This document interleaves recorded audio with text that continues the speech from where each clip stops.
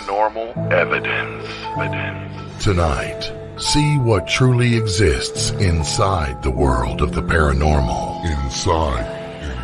Join the discussion and review some of the best paranormal evidence captures from a wide variety of experienced and up-and-coming investigators. See and hear what they capture, where they captured it, and how they captured it. Right now on Entity Voices. Paranormal evidence.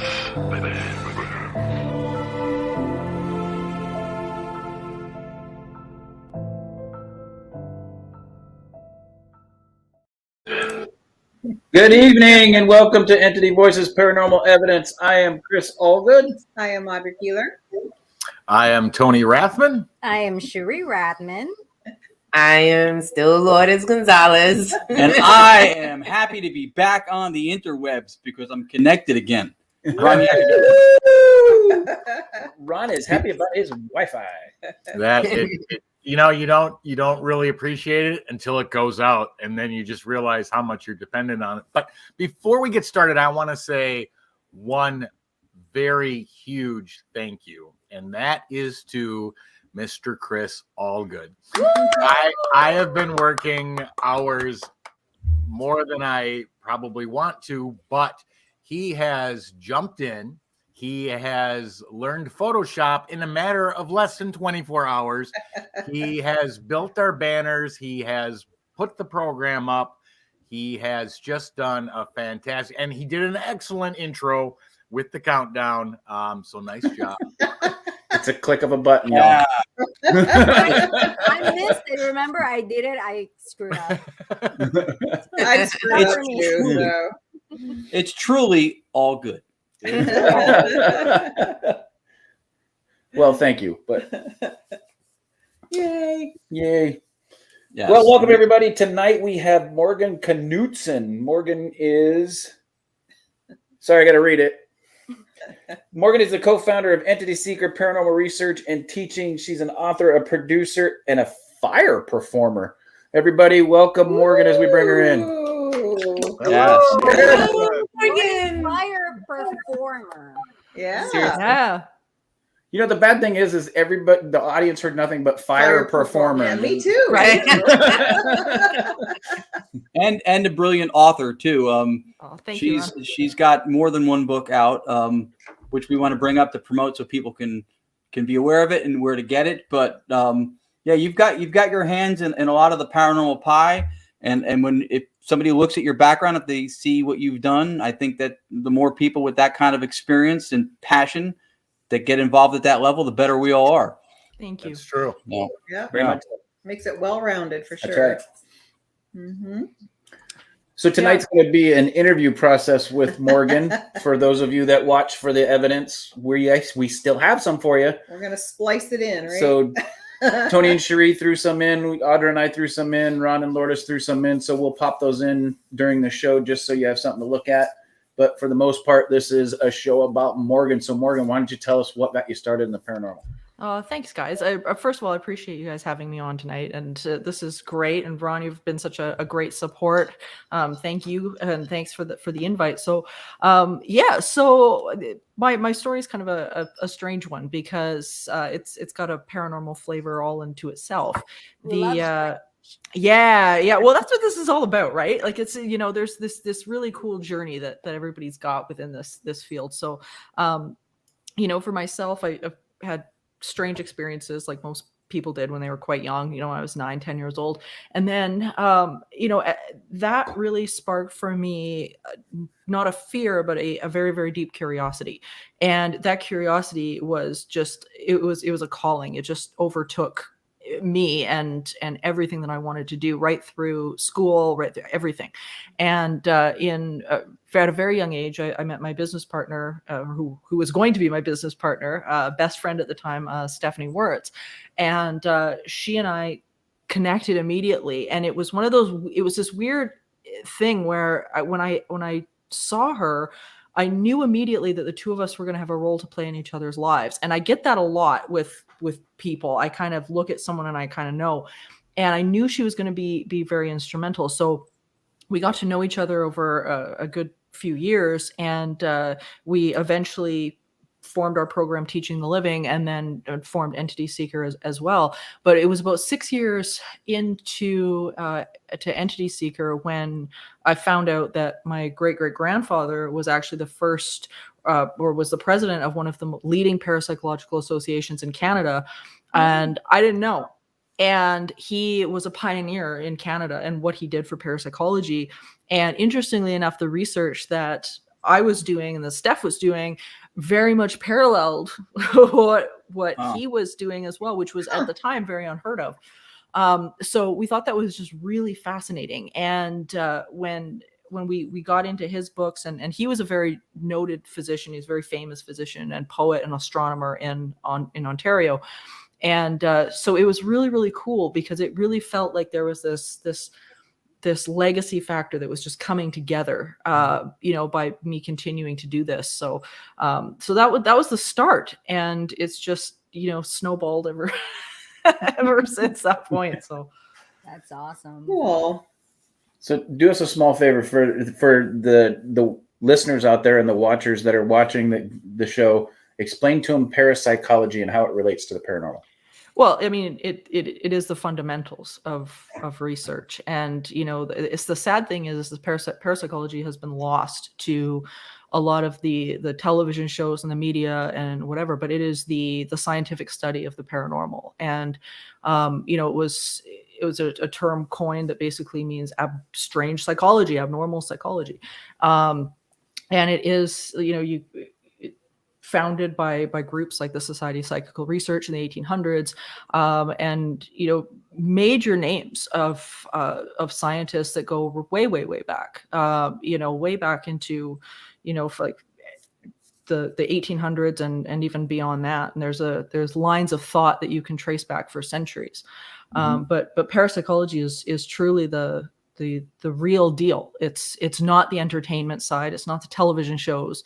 It is the genuine study by labs like the Paralab at Princeton, labs like Oxford, Edinburgh, Northampton, all of these major universities that contribute exponentially to what we know. So that's fantastic, and that's also great information too, because some of our viewers that are just into the investigation portion don't realize that there's actually scientific labs out there for paranormal research, which is fantastic. Absolutely. And I think it's a misconception that a lot of people have, is that, unfortunately with the media driven presence that we have right now, in some ways it's very positive because it's made the paranormal and these experiences a bit more of a household name.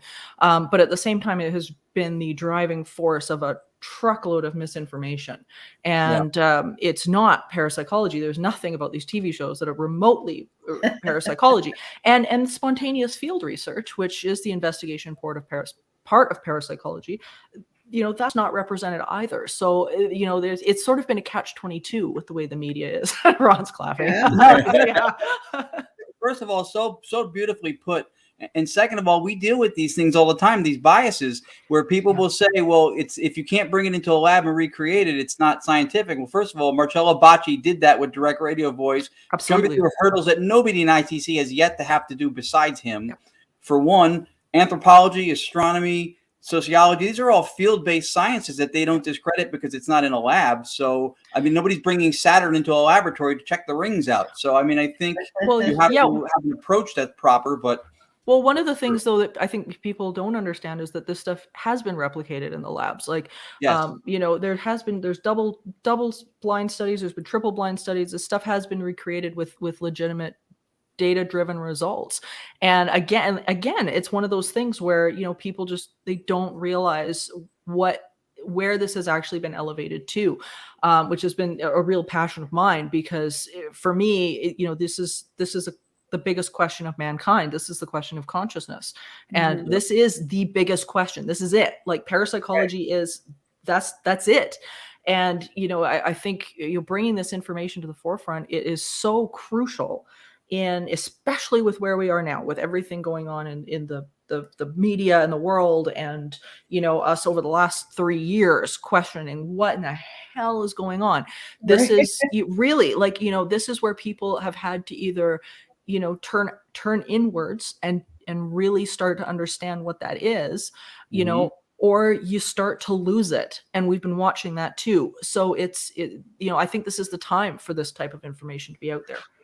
Yeah, that's so, again, that's so important to put that out there too. And that's something I'm huge on too. Like a lot of the ITC, when we do ITC, direct radio voice specificity of study, and a lot of the American audience is completely cultured by television and the media. And again, double-edged sword, right? It does have its bonuses of what it's done, but if you don't know who Marcello Bacci is, if you don't know who Friedrich Jurgensen is, and you're arguing on behalf of the authenticity of ITC, you're going into the courtroom, leaving the smoking gun at home, going, I don't need it.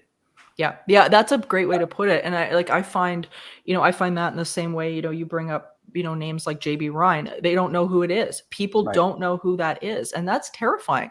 You know, it's like, these are the grandfathers. We stand on the shoulders of giants as we move forward in this field, and that legacy is important. You know, what we have learned from them, how we move forward when we put one foot in front of the other. We are standing on the shoulders of giants, and I think as researchers, you know, we have a duty to represent that information properly. And if we don't, that's a big issue.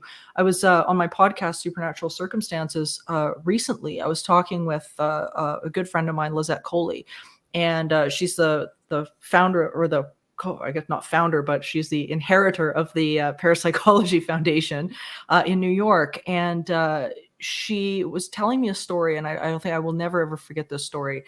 She said that on 9/11, of course, everything, you know, the world fell apart 9/11. And the Parapsychology Foundation was overrun with phone calls. And you'd think that it was about, you know, okay, is Lizette okay? Is, you know, what's going on with the foundation? No. What it was about was people who had bought into the television narrative that if you die a horrible death, you get stuck, which there's no basis for in parapsychology at all. And it was people who were watching their loved ones jump from the towers that were terrified that their loved ones were going to be stuck there. And that I will never forget as long as I do this job, because to me, it just, and she said, you know, this really comes down to you know, the oath of do no harm.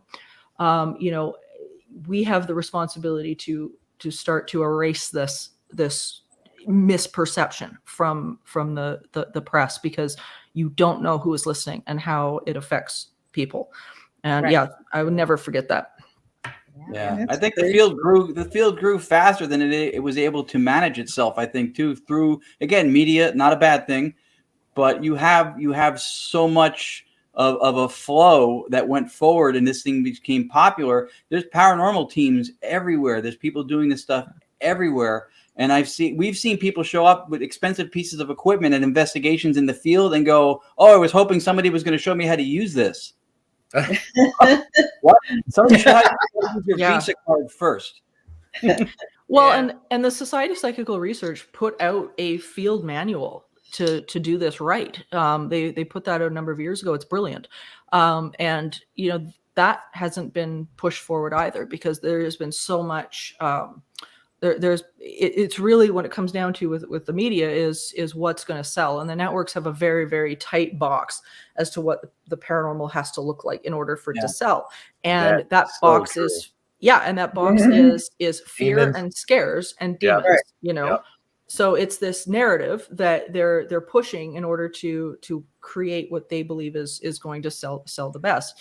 And the box that they're running into, which I find has been really, really interesting, and I was talking to a couple of producers about this recently, is that the percentage statistically of people that have negative paranormal experiences are about 3% of the whole. It's about 97 to 98% of people that actually have these amazing experiences and feel that this has affected them in a very positive way. So they're running into a problem, because they're picking at this tiny little percentage, and then only, you know, a fraction of that percentage is going to come forward and tell a story, and be willing to be seen on that national television, you know, telling this story. And so it's really interesting to see what they're going to do, because I think as much as they're, you know, they're cranking out these shows that are very much in this little tiny box. It's finite, and we'll see what happens. Yeah, We'll I couldn't agree with that information more, Morgan. You are dead on, and we've experienced it ourselves. But the fact of the matter is that there's not a network out there that really cares about proving anything within the paranormal or UFO. They care about one thing, and that's ratings, and they'll do whatever it takes to get them. And that's the downfall to any paranormal show that's followed, from Ghost Hunters to Ghost Adventures, is that they know those were successful. They literally model any new show after it, and you can see that every show that's come out has been a mirror image with the same use of devices, the same everything. And that's a shame for the paranormal community, because what really happens in the paranormal never gets shown, and that's because to them it's not interesting enough to keep a show going. But and the funny thing is that I think you've really nailed it. And what's interesting about that is that like they don't think it's interesting enough to keep it going, and yet that really is a narrative that I think they've created for themselves. Like, they've created this narrative that they believe the narrative that they created, which is everything has to be terrifying and scary, and if we don't make it up, people aren't going to watch. So they've got this narrative about it, but I don't believe that narrative is true. No, and I don't either. And because I've been in this for 20 years. It's been a long time, and it's funny because like I've done my main love of this is my live classes and my live shows and teaching, and I've taught in post-secondary this stuff and whatever. And what's been really interesting is that the people that come to learn the parapsychology aspect of this, they come to learn, and the classes are packed. And one of the things that they love is the fact that, it's not that narrative. They don't want that narrative. That narrative is fun for an evening on TV. But then now what is the question? And they're asking this, they're watching this, and they're going, okay, that was cute. Now what? And, so and then they show up at my class, and then I've got, all the hundreds of people sitting there in a theater wanting to learn. But it's really intriguing to me that this narrative of, this has to be something that's horribly terrifying in order for people to watch is now something that is like the biblical formula of the paranormal television. We're existing in what is the guises of an age of enlightenment, but it is really an age of entertainment.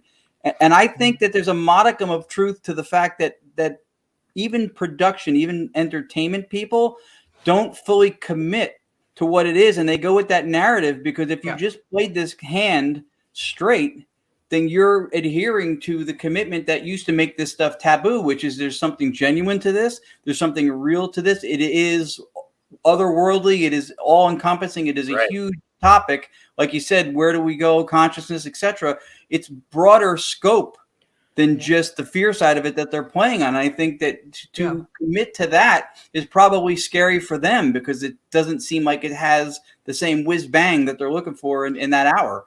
Well, I think you've really touched on something there. Is that it's scary for them, and I think that's is something that applies to a lot of this conversation, because the larger part of the paranormal, the larger part of what this is consciousness. It's the question of who we really are. Are we, what is it that happens once our bodies and our brains quit working? Is consciousness fundamental or emergent, as David Chalmers would say? And that becomes the greater question, and that's really what we're looking at this point. And you get into the parapsychology conferences and the scientific consortiums and things like that. And those are the questions that are on the table. It's not, does this exist, or, does the spirit exist? That's done. It's gone. It's proven. We've dealt with that. That debate is over.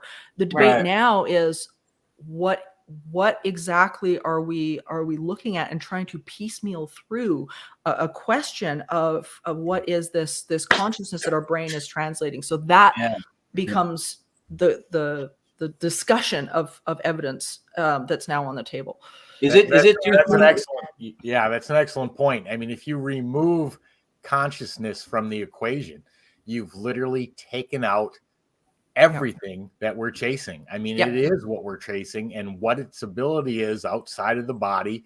Yep. And consciousness also plays in UFO research. Absolutely. I mean, because when you can communicate with something that is not physically in your 3D world and can answer you or give you a response, that's the beginning, and only the beginning. That is the tip of the iceberg of what we're chasing. But without consciousness, being able to live beyond the human body death and in other dimensions and in other bodies and everything else, there is nothing to chase. But Chris, that might be a good place to actually play a clip.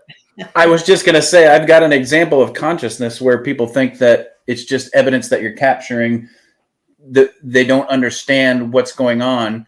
We've got a really good clip of Audra, Cherie, Tony, and I were at the Phelps Dodge Hospital in Ajo, Arizona. And this is the first investigation that Tony, Cherie, and Audra and I ever did together.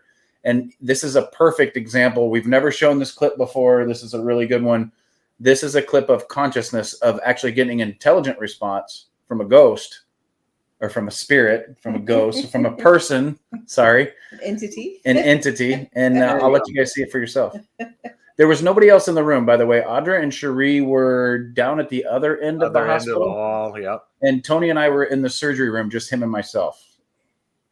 2 minutes, 18 seconds. I got a giggle. Really?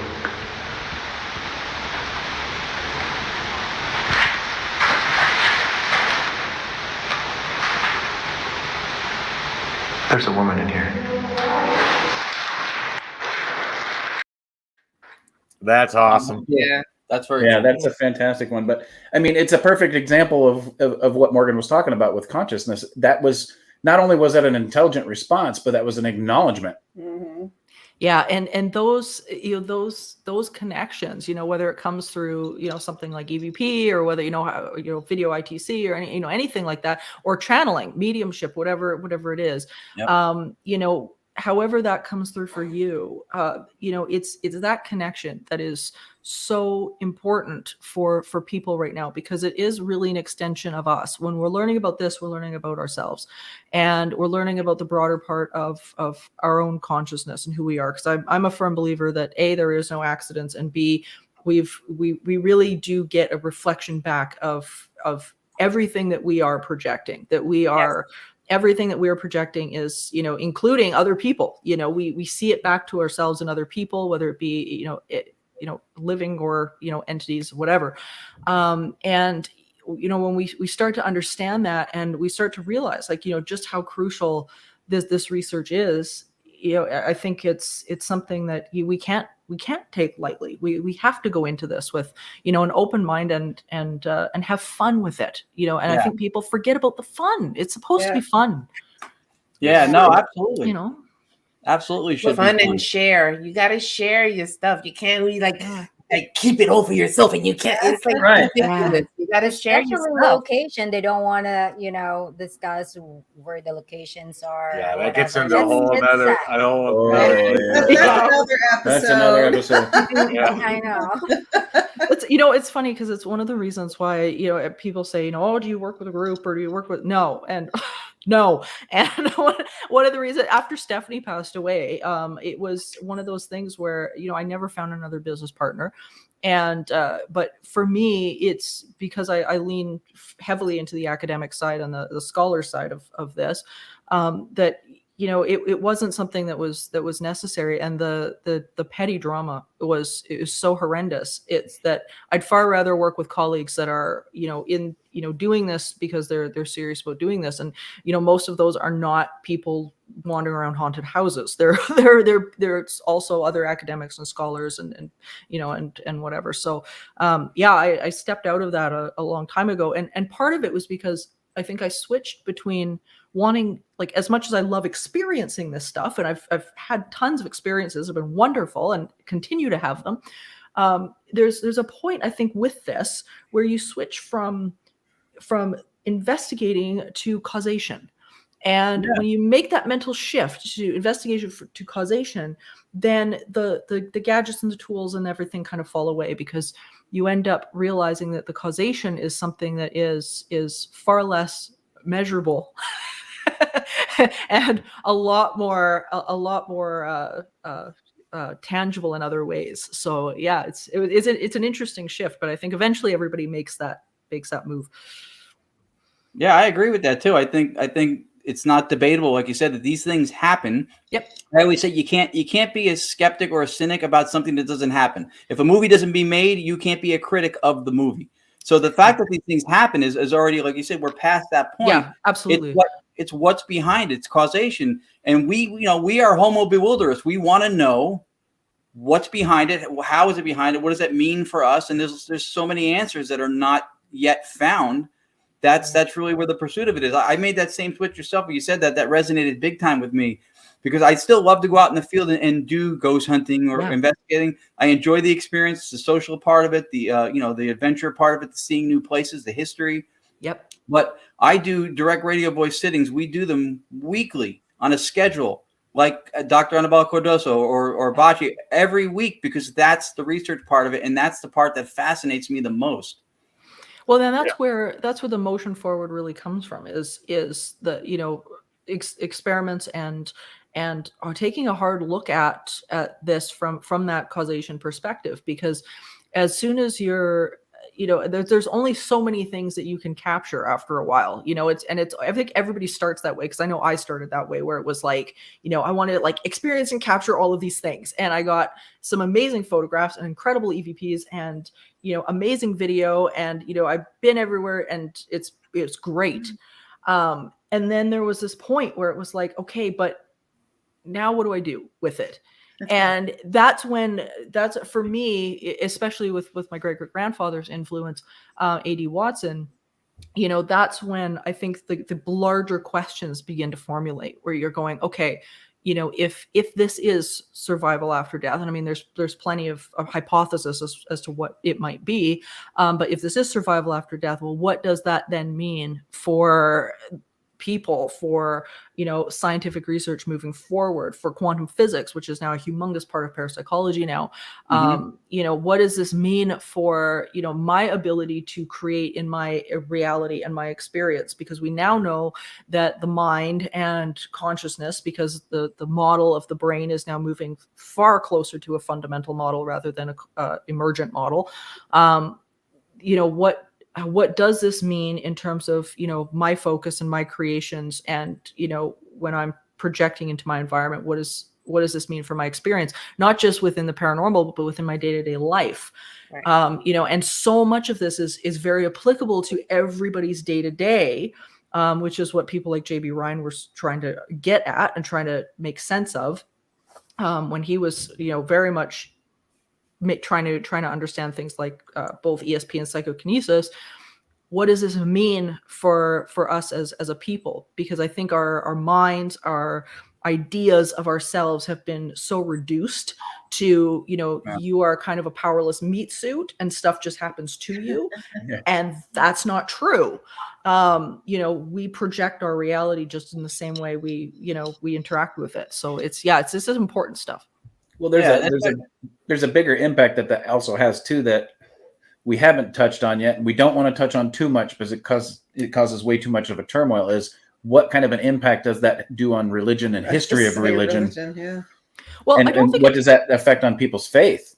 Yeah, I don't think it has really the impact that everybody thinks it does, because parapsychology and this research, so much of it truly is about instinct, and it's about understanding that instinct and consciousness are very much intertwined. They're very much interrelated. If you can't tap into instinct, then you are not tapping into consciousness.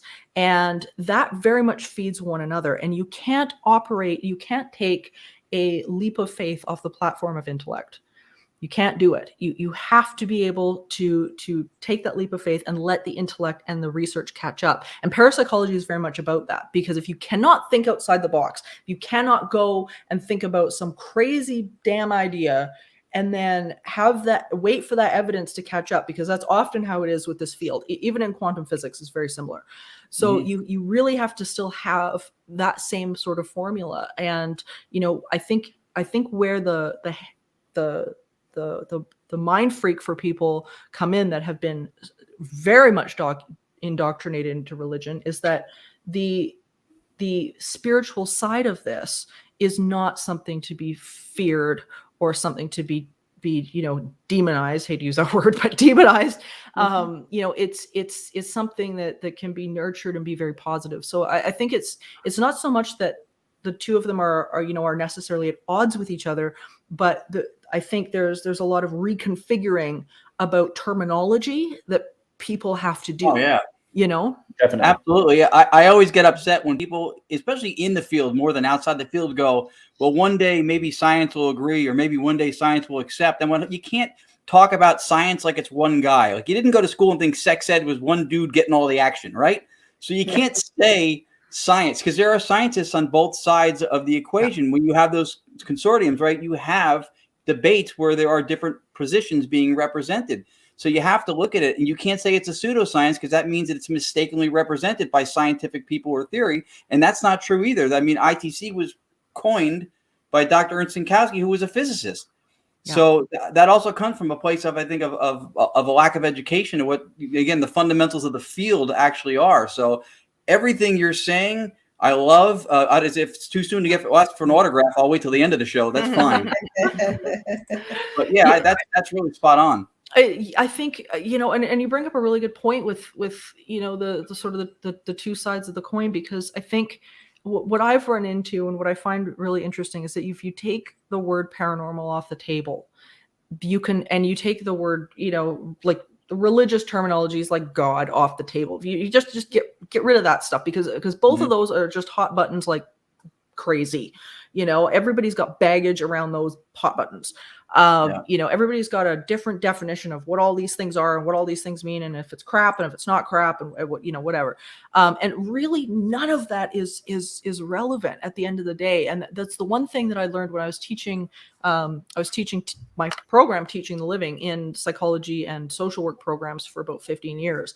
And the classes that I was teaching were very much, they were very diverse. We had students that were Aboriginal. We had students from, Haiti. We had students from South America, all over the place.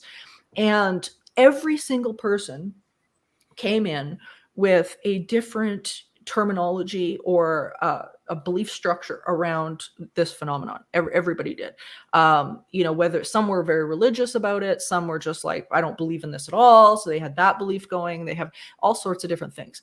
And what was really interesting was that among the people who did believe, and even the people who, like, quote unquote, said they didn't, they all had a story.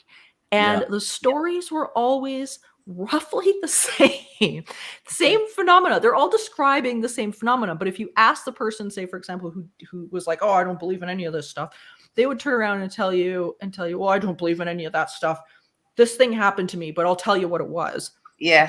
But it's the same thing that happened to the guy who was like, I had this thing happen, and then they framed it in a religious context. Yeah. But it's I'm sorry. I was like, I love go ahead. That when they say, I don't believe in any of this stuff, but then there's always a but. Yeah. There's usually a but. That happens all the time. All the time. Yeah. And usually the but is followed by either some story that has happened or some very strange explanation that is usually led by uneducation. Mm-hmm. So true. So I hate to do this. So we are an evidence show, and everybody watching, I warned Morgan that we are going to have some evidence clipped, and that's for everybody that watches for the evidence that we show. Intelligent responses. People that, like Morgan was saying, people that don't believe it doesn't exist. We have intelligent responses. Here's one. So anybody that doesn't know Ron is constantly doing experiments. I guess he is. Ron not only does experiments at home, Ron doesn't only do experiments on investigation. Ron does it at lunch. He does it. And I have an example of one that he does at lunch, which is a very intelligent response that actually has a response that relates to something that he's got coming out pretty soon which is I love this way clip. intelligence. And anybody that would say, I don't believe this stuff exists, this is a really good clip. So let's go ahead and play it.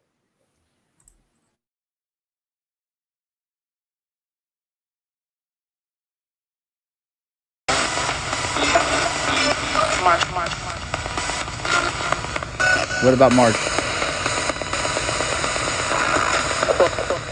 A book? Holy crap. Yes, my book.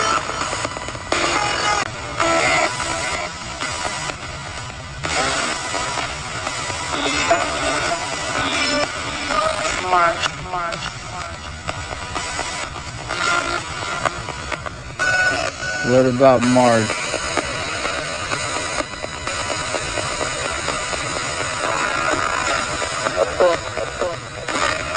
A book? Holy crap. Yes, my book.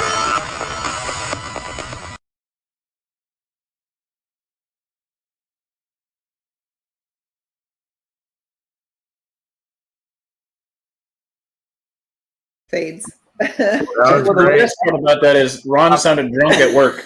Yeah. Ah. I was hooked on tonics. I admit it. No. That was great, though. I mean, that Yeah, information cool. is accurate. That information, we all know that you are writing and publishing your first book, and to have that come through. One of the things that Morgan said was that at some point, you move away from just the simple responses and capturing of evidence. I agree with her on that. Although, we've been doing it 12 years, and there's something for us at least still vitally important in the capturing of it, because for every answer you get, there's 100, 200, 500 more questions. Yeah. And you can keep pushing that envelope to see. And I don't know if this one's in here, Ron, but when you were asking what color your drink was, and they told you and had it correct. And when we did, what am I holding, and wrote words out on paper, and that word came through without us ever saying it, that continually opens up the doors to go, okay, well, what else can they do? Can they do this? Can they do that? And that's what keeps us glued to catching that evidence, because it facilitates the other abilities they have, which then, of course, on the flip side, opens up the questions that Morgan was saying. Okay, well, what does that mean for life after this particular life on this planet? How does that correlate? What happens? What's my environment like? I mean, the list just keeps going, because we don't know there's those variables and what they are. But it's a process that we continue to keep recording and capturing, because it leads us to the next step of what do we want to ask next? What do we want to find out? Yeah. Well, the ultimate goal is getting the communication, right? So we talked about TV shows earlier and how they look for the haunted and they look for the scared, and you see it quite often. And I'm not bagging on the TV shows, because we have a lot of friends that are on those shows that we respect very much. So, but they find the evidence, they capture the evidence, they show the evidence, and they say, okay, it's haunted. But what they don't see in true investigators, like those of us in Entity Voices, we go out, we don't stop there. We look for further communication to get bigger and better answers, instead of just stopping, okay, I caught something cool, let's go. Right? We're done. Right. Well, and that's where groups that are, or research research departments like the Windbridge Institute and the Rhine Institute and things like that, especially Windbridge, I think are so important, because they work with channelers, and they have the only list of scientifically tested mediums in the world, and through double blind studies, and their work is just insane. And you're good friends of mine. And I think it's like you were saying, asking those questions, and that's where we start to get a picture of what it is that we're dealing with, and things like this, like the audio recordings and stuff, are always interesting. I think especially with parapsychology, because the question is even deeper than that, because it becomes a matter of, are we talking to a disincarnate entity? Is this telepathy, or is our minds leaving the imprint of audio somehow? Is this somehow telekinesis? Is this so? There's even a broader question than, am I talking to a disincarnate spirit? We don't know. The next question becomes, is this you or is this something else? So there's just this myriad of questions that I think are really important. And I think that's where, as I say, with evidence collecting and things like that, that's where the question gets pulled and elevated, because it's like, okay, that's great. We got this audio recording. We don't know that's a disincarnate spirit. This could be these 10 other things. And Right. how do we find that out? Well, we have to start asking questions about the mind. How does the mind work? Can the mind then, create these impressions? Can it do these things? And, we've very much discovered that no, like we cannot transmit information necessarily, but we can affect information. And that's a big deal when it comes to any sort of recordings or anything like that. When we realize that we can affect information psychically, then it's pulled into a whole nother realm. There are some studies recently that have been done where people who were sitting with mediums and things like that, it's been shown time and again in some instances that what they're dealing with is telepathy. They're actually pulling these answers from the person that's sitting at the sitter, that's sitting across from them. Mhm. And they're pulling that from these people. It's not something that they're pulling from some disincarnate consciousness. It's actually coming from these people across from them. So that opens up another can of worms. Then how is the brain doing? How are we doing this? How are we reading these people's? So I think for me, like as I say, like as much as I love you collecting the evidence and is super important, there's now this whole other level of questions that are being asked, and that's where the understanding of consciousness, I think, sort of just predicates everything else that's going on. Mm-hmm. Definitely. There's a really brilliant ITC researcher named Tim Woolworth who was doing a ghost box session, and he very much believes that we're speaking with consciousness, whether it's discarnate, whether it was never human, etc., whether it could be coming from, like you said, various different places.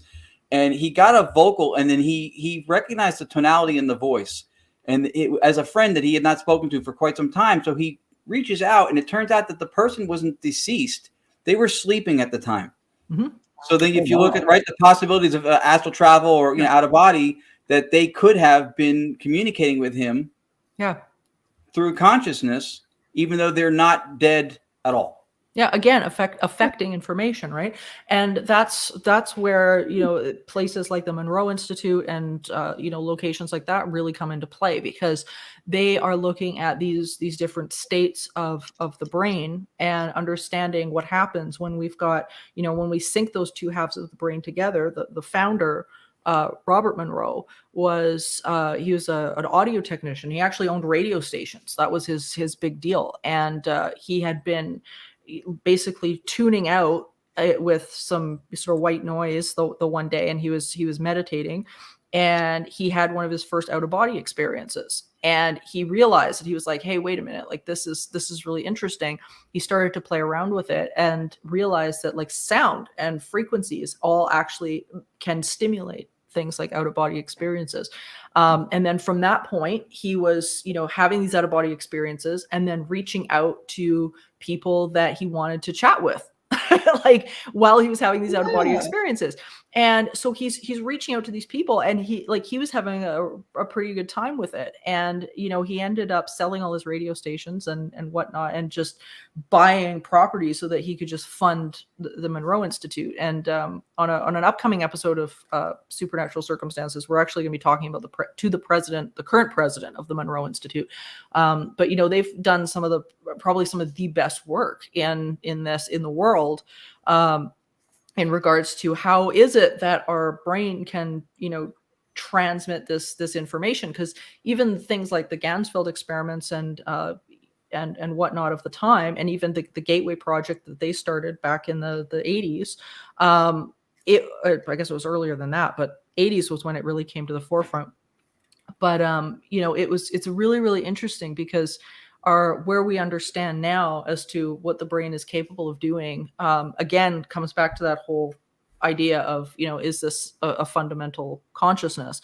And I think more and more the evidence is leaning towards, yeah, that's exactly what it is. And some of the scientists I think one of the biggest arguments is that, well, that can't happen because, how can you have a hierarchy of sciences like, biology or you have psychology, biology, and physics is kind of falling at the bottom, and then consciousness kind of falls into biology. And in the current materialistic view of the world, is that it's stemming from a biological perspective. It's emergent, but we're not really asking the science to reshape the pyramid of sciences. We're not asking for that. All we're doing is taking consciousness, which is down here right now, and moving it to the top. And once you do that, and you've got everything running through consciousness, then affecting that matter on a physical state is now suddenly probable. And things like manifestations, all that stuff can happen. So I think we're asking some really, really good questions, but we're not asking, science to dump the materialistic view at the same time. It's gotten us very far. It's just got to expand. Yeah. Right. It's not the only thing. Right. That's the heavy hand of scientism that masquerades itself as science, unfortunately. And then if we don't educate ourselves, people don't know that there's a difference between those two things, right? Rupert Sheldrake, science is the method of inquiry, not an ideology. And I think that's the first thing we need to break down barrier-wise as far as getting the masses on board. Yeah, absolutely. And that's exactly it. Like I think people and the skeptics often think that we're asking them to make this giant leap that materialism is suddenly not a thing. Right. And that's not true. We're not saying that materialism isn't a thing. We're asking you to shift where you've got consciousness sitting on that hierarchy of sciences. And once you do that, a lot of this stuff becomes extremely explainable, but the hard part and what's causing people to struggle is that they're trying to jam a round peg into a square hole. It's like, well, how do you make this concept of manifesting your reality or a consciousness that exists without a body? How do you make that work in this pyramid? Well, because the pyramid's outdated. It's true though. Yeah. Absolutely. Yeah. It's true. It's just like when we was watching Dr. Rupert Sheldrake, and he was saying about the constants. Right, the speed of light dropped 20 kilometers. Yes, in it between 1928 and 1945. But what they did was they fudged the numbers to get the correct amount of the speed of light, and then there's no way to ever tell if it ever happens again, because the device that they used to measure it now, if it ever was to happen again, will switch and fudge the numbers on its own to get the correct number. So you'll never know. Yeah, they're altering the unit of measure. So that's crazy. To get the answer.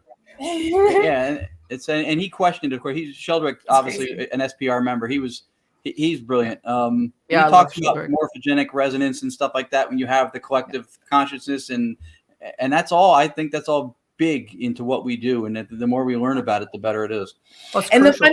And the funny thing is when he asked the scientist, one of the scientists that works for the measurements, he said, well, what happened when the speed of light dropped or whatever? And he said, well, it couldn't have dropped. And he goes, why? He goes, because it's a constant. It's a constant, but it did drop. What are you talking about? Yeah, I don't know. Yeah. That's part of the problem. It is very much one of the problems is people wanting to hang on to the old, and this is one of the things I talk about in my book, because the idea that people are just so desperate to hang on to the story of what they're telling themselves, and this is a problem that people have had for a very long time. This isn't a new problem, but it definitely extends itself into the scientific world. Is that once we create a narrative, we tend to believe ourselves, and we really have to stop doing that. Don't believe everything you think. It's not necessarily something that's right, but because we translate our world in a very materialistic fashion, we can sit down in a chair and, we know the chair is going to catch us if we sit down in it. We rely on these bits and pieces of information. So it's like, okay, well, that's great. But, this stuff is not as solid as what we'd like to think it is. Right. Things change. You know what I mean? Things change. Everything. You got to re-explore things. That's the way it is. So let's jump in. Tony, you have a clip from the hospital. You want to explain it a little bit? Yeah, this just shows it's a capture. I think Cherie and I were the only two in the building, and clearly this isn't Cherie's voice. But they identified me by name and say both first and last name. So it goes along that lines of what do they know? Where did they get that information? And when you talk about consciousness, I mean, like I said, to me, it's the be all end all of every part of this. Absolutely. When even people who have UFO encounters say, well, they were speaking to me, I could hear them, I could understand them, but their mouth didn't move. That's consciousness. When you talk about humans literally affecting a device, that consciousness is inside this meat suit. Bingo. And could we easily affect a spirit box or a ghost box to get information or a different device? Absolutely. But here's an example where they clearly knew who I was. All right, here we go.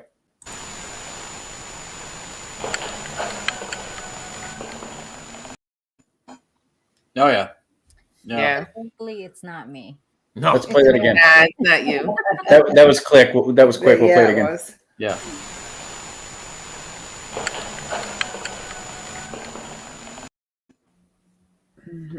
Wow. Very quick. Not the first or last time we've heard that one. Huh? Yeah. No. And once it started, oh my gosh, it's just everywhere we go now. Even if we've never set foot on that place prior, they'll call us by name.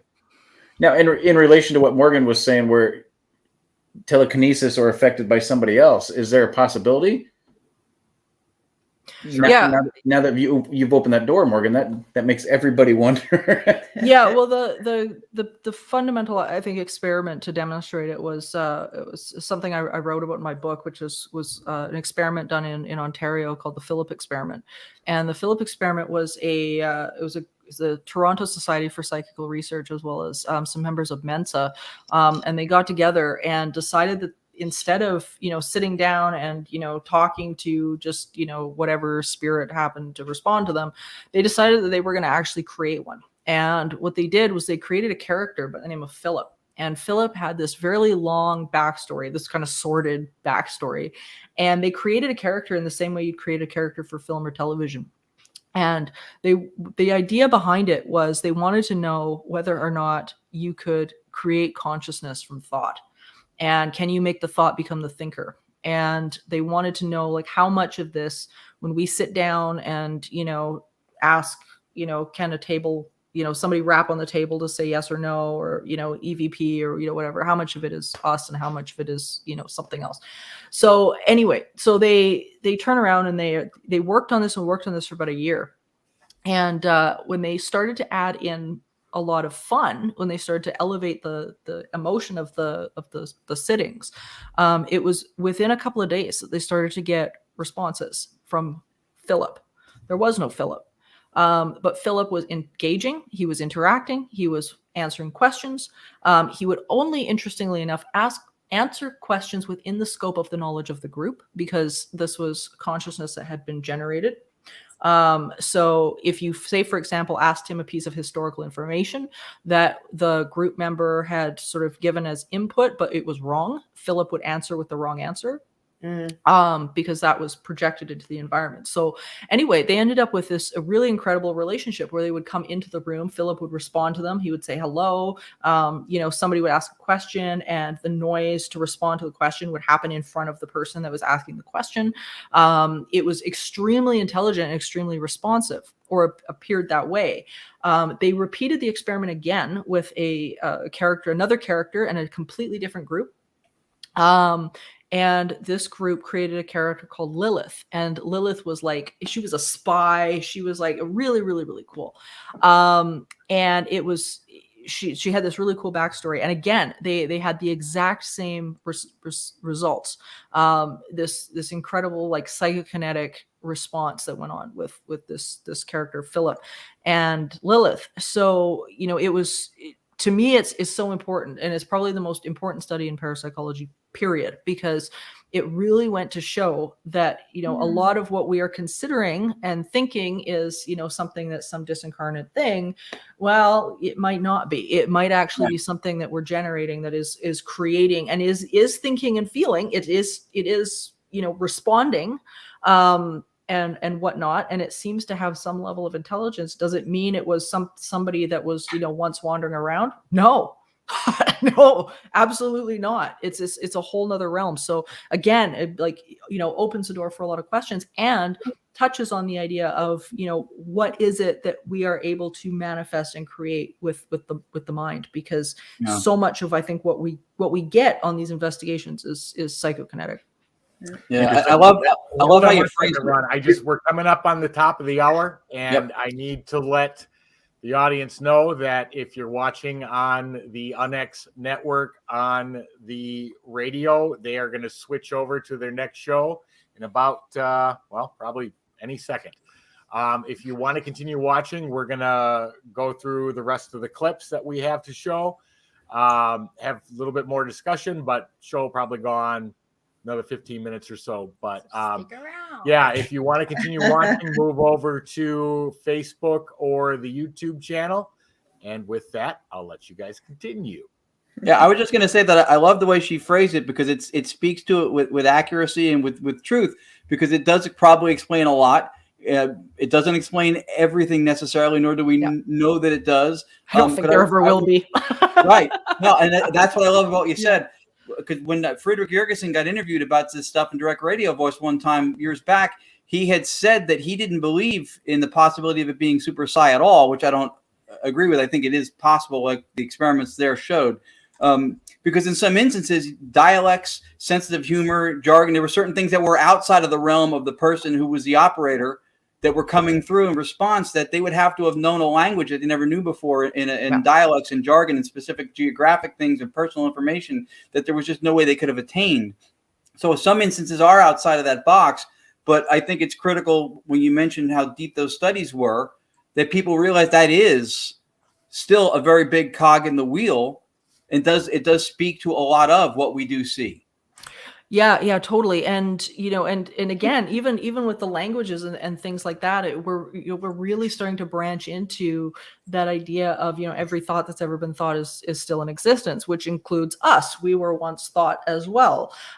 So, right. you know, resonance. Exactly. Yeah. So it's like here we've got this opportunity to be like, okay, if, you know, are we able to tap into, you know, these thoughts, this broader consciousness, whatever this is, you know, and receive this information. And that's one of the things to say that the Monroe Institute is very big on. They've been studying this for a very long time. And, you know, and to me, that's one of the most fascinating parts of this, because, you know, one of the biggest misconceptions I think that I've watched over the years is that, you know, people think they have to be some sort of special medium to be able to do this stuff or to be connected with this stuff. And it's just not true. You know, we can hone these abilities. We can connect in with, you know, that which is consciousness, and we have the ability to do this. But you know, it takes some mental discipline that a lot of people don't want. Don't have. They don't have. They don't want. They're not. I don't have it. So I'm going to show another clip, Morgan, and I want you to tell us how it relates. So we talk about consciousness. We talk about communication is what we've talked about so far. So physical evidence that we capture. I want you to relate that to your parapsychology and how that relates to the consciousness. I'm going to go ahead and show this clip.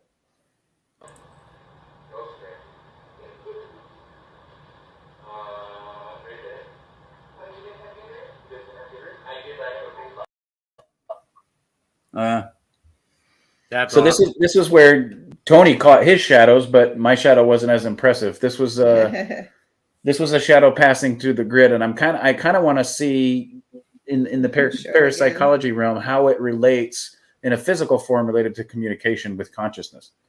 Well, again, you know, there's many studies that have been done over the years, people like Harry Price and people like that who have been out in the field, people like Lloyd Auerbach, a friend of mine.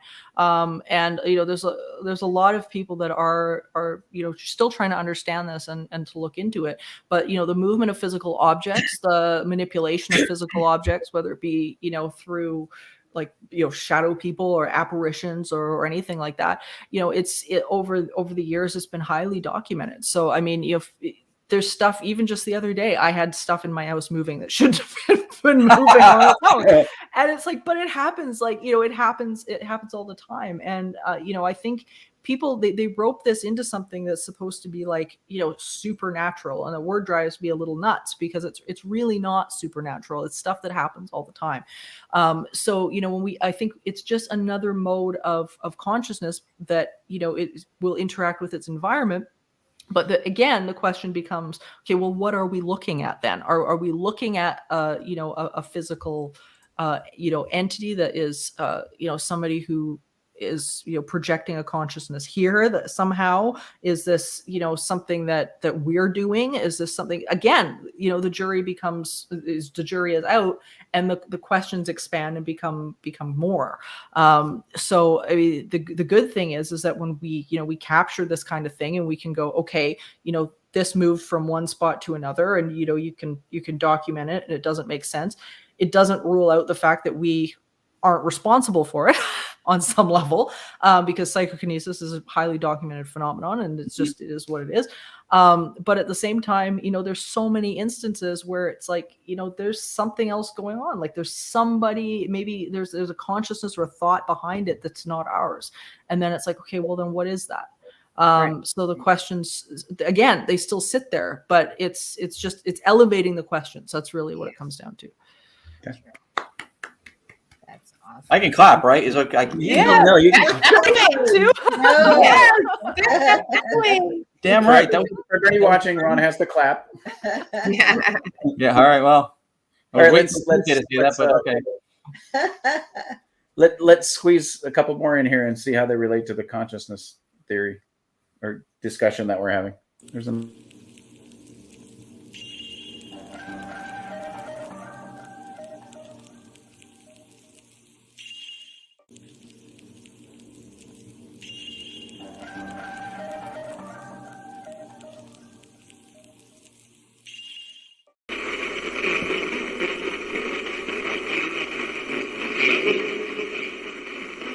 Who are we speaking to?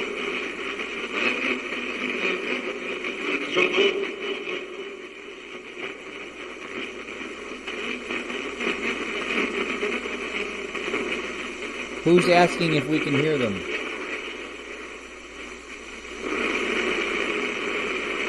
Because we can hear you.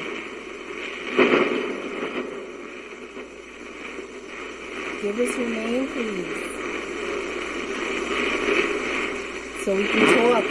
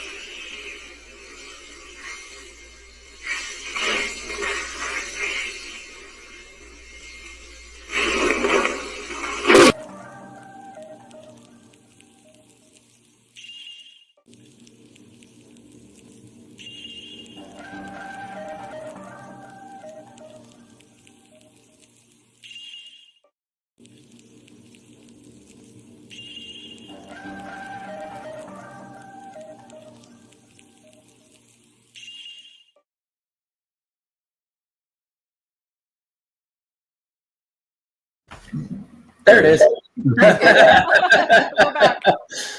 Yeah. So for the audience watching, and Morgan, I'm sure you're familiar with this. That was a direct radio voice sitting. That was a pure white noise, barren of radio emissions frequency. It's not a sweeping ghost box. It was empty for most of the time. Just prior to that moment, we started hearing "Hear me, can you hear me?" coming through repeatedly, and then we were asking who we were talking to, and then we got "I can't say my name." Yeah, the video, well, the EVP and whatnot, the processes I think they're interesting, and they're still in their, I think, infancy in where they could go later. I think we're going to see a lot more happen in that department. My friends at the Windbridge Institute, they've been playing around with artificial intelligence and mediumship, and how that, and it's very, it's very, very interesting. Like, and it's a field that I don't know a ton about, because it's like, AI is like it's another. These two think on another planet. Like we're using like, that now. We're doing a direct radio voice through a VST studio software, and we're using an AI component which will separate vocals from the background noise, should there be any. So you can't put a ghost box through it, because you would be putting in what you're trying to filter out as an anomaly. So you couldn't make it part of the ingredients. And it's been fascinating. So wise. The clarity of what comes through on it too, and in the AI also in its infancy. Like you were saying, and it lacks certain things that for a person's AI, for a person's intelligence, let's say, for spatio-temporal relationships, having perception and having things like that, where that would be necessary to have the same level of intelligence that we have as a consciousness. Yeah, and I think with anything to do with radios or anything like that, I think the trick is to ensure that you're not getting any external radio signals, because that's where it becomes so tricky. And I think for the audience, like, that's watching or whatever, that's where some of this stuff differs from like ghost boxes and stuff like that, which that's a whole nother, I don't even want to go there. But the stuff, like, I think that's the key with the ITC stuff is that there's no input, and I think that's what people need to understand with it. Like, it's what makes it interesting to me, because you're not getting this external. There's no chance of this being some sort of weird radio frequency. Like, you know what I mean? Like that. Yeah, I've had lengthy conversations with Dr. Annabelle Cardoso, who's the one who got me started doing direct radio voice. She actually wrote my about the author for the book. She'll never say that ghost boxes and stuff don't work, and I believe they do. We have them. I've used them. I've gotten things that were anomalous. But what they do in Europe, in that mindset, European ITC is a different mindset than it is here from the TV influence. They don't like to invite anything that's low-hanging fruit into the equation, like vocals coming from broadcast, because you're looking for vocals. If you're putting them in there, that is pareidolia a thing? Yes. Is it always a thing, even with a ghost box? No, I don't think it explains all of it. But they like the more purity of it, like an EVP. So that's one of the reasons I got into it. Plus, for me, the most impressive real-time, like we're talking, communication I've ever seen through ITC was Marcello Bacci using a vacuum tube radio. So pushing the technology as the front end, valid to a point, but to me, sometimes to look forward, you got to turn around and see what happened first. And what he did is, to me, still unprecedented. He's the GOAT as far as I'm concerned. Yeah, well, even people like Klaus Schreiber, back when he was doing the video ITC, like he was, to me, his stuff was really phenomenal, and the things that he was getting. And again, this wasn't a TV that was hooked up to a broadcasting station. It was not. It was a loop into a loop into a loop that he was recording, and this, the images that he was getting weren't, it was not pareidolia. I mean, the stuff that he was getting, like the image, he at one point, it was of his daughter who had passed away, and the image was clear as a bell, and it's like, where did this come from? Like, what is this? And again, I think, we're leaning into, when it comes to this stuff, we're leaning into this concept of, accessing other frequencies, which we've been kind of touching on all night. This idea that, it's finding these ways in our, limited materialism abilities, to record and have this type of conversation with non-physical. And it's interesting because, as I say, like Klaus Schreiber's work was always something that really surprised me. I did not expect to be, I remember back in the day when I was looking into it, I did not expect, to be impressed one way or the other with it. And, but I remember seeing those images and just being really taken by what he was getting. It's really cool. We ran video feedback loops for a while. We were doing it. And literally in one frame of video, it's black.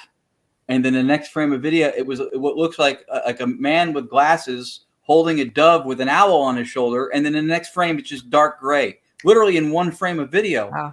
I don't have any cable channels that are running that kind of programming. On video feedback loop, that we're aware of. Right.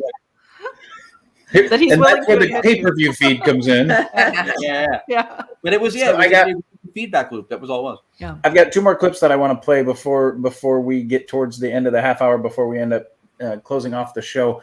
I want to get your before we get kicked out. I want to get your feedback a little bit, Morgan, on databases and how consciousness pulls from those. But here's a clip that shows that. Pictures or you on video? Pictures at first. Hang on. See if there's anything in here. I'm gonna take a picture of me looking down at the eyeless.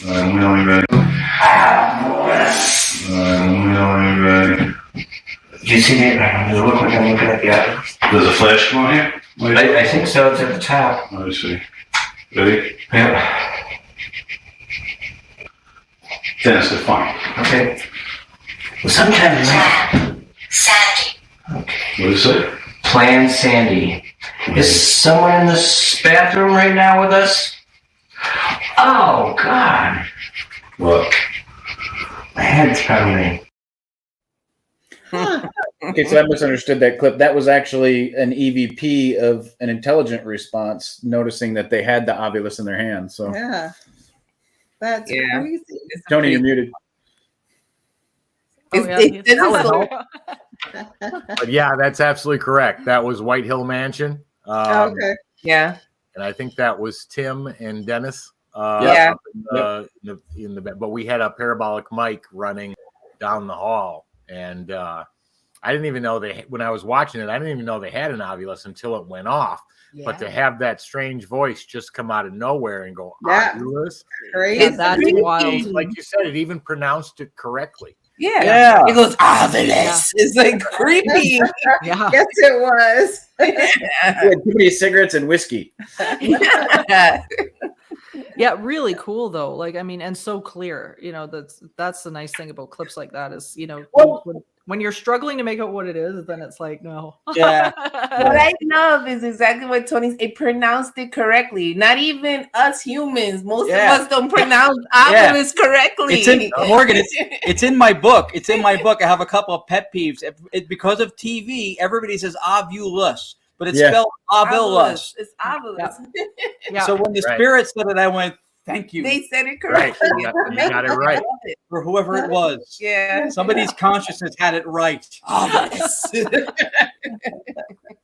So we've got one more clip of Ron's to play. This is another ITC. Is this one a DRV, Ron? Yeah, this is a direct radio voice. It happened right here. And I'll just say for the pareidolia minded, the you hear what you want to hear thing, when Tony mentioned before, for every recording you get the answer to, there's several more that you don't.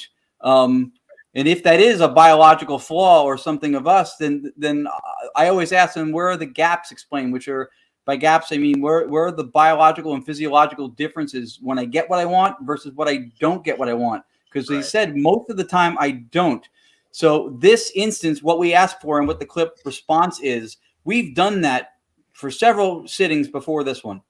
And we've done it since then, and Nothing. So I always want one it, time. and I got it once. All right, here we go.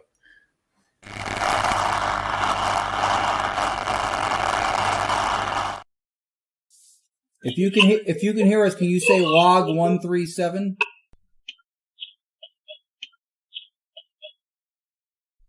Would you be kind to repeat the log number 137, please?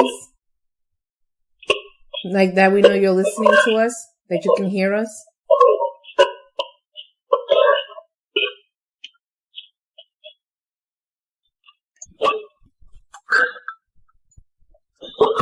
Yes, it said it. 137 in a row. Thank you very much. Thank you.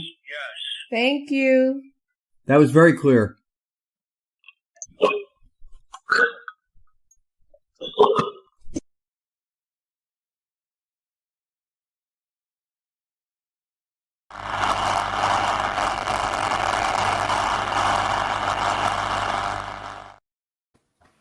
That was awesome. That was so, awesome. So Morgan, that was not only a direct radio voice on a long wave frequency that is completely barren. There's nobody broadcasting on this level 222 kilohertz in the U.S. domestically. I almost get one station, almost, and it's not near the 200s. That was also, and that was one of the things I loved about European direct radio voice was that that's what they were working with. The noise floor sometimes will bottom out for reasons we don't understand, and then vocals will come in instead of, and then the noise floor will return. So in this instance, that was just a white noise floor that was empty for the whole time for at least 15, 20 minutes up until that point. And then, so that was filtered through the AI. Right.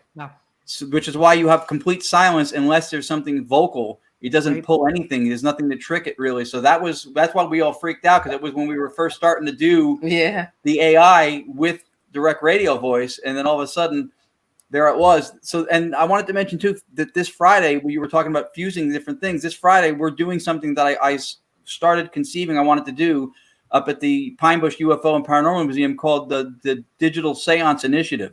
So we're going to have a seance type of a setting, an event going on while concurrently running direct radio voice through AI silently to see if we can use the morphogenic resonance and pull from the environment and whatever else we can maybe make happen and see what we can do. It's going to be That's really cool. interesting to see where that goes, because yeah, it's so neat when this stuff starts to come together on these levels, and you can start to have these conversations, and hopefully all these pieces that everybody adds to the field and puts together, we'll start to create a clearer and more four-dimensional picture for us as to what this could possibly look like or mean for us going forward. It's just really cool. It's time for new science and to have fun. Absolutely. Right? That's it. Right. That's the formula. That's it. That's it. Yep. Yeah, the fun part's important too. You're a human Always. being before you're a researcher. So I always say that not only have fun, but treat your fellow investigators or researchers with the level of respect that you would expect for yourself. If you're in the community pool, don't pee in it. Yeah. That's not the truth. Right.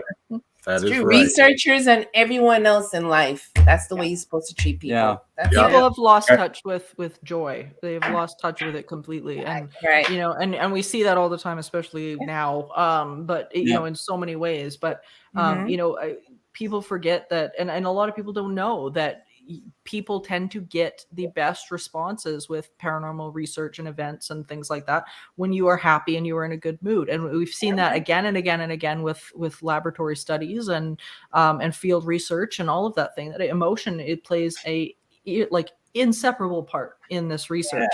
And if you go into it super stoic and serious, you're not going to have a whole lot of luck. And it's just the way it rolls. So I mean, the more we can have fun, and the more we are able to do that in our life experience, I mean, just the better time we're going to have all the way around. Right. Absolutely. Morgan, I'm clapping again. In case you haven't noticed, We'll clap with you. I'm back at it again.